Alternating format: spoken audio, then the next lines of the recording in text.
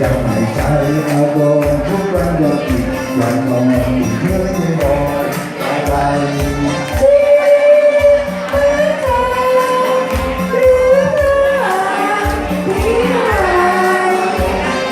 เป็นความตรงไม่มีแต่ลงตรงใจไม่เคยจะลงแห่งใดรักเดียวกับใจแจ่มจันทร์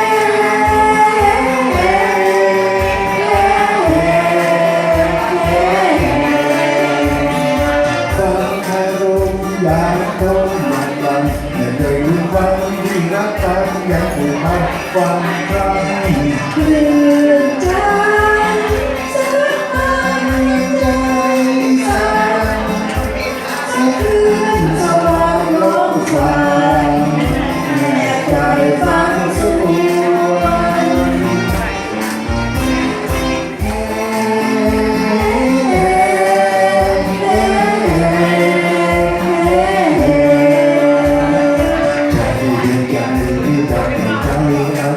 ทุกวันก็กินยังไง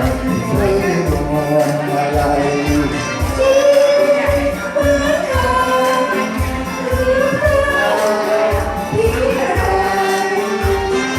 เป็นคำโดนไม่กินจะหลงตรงใจไม่เคยจะหลงแห่งใดรักเดียวกับใจแจ่มจันทร์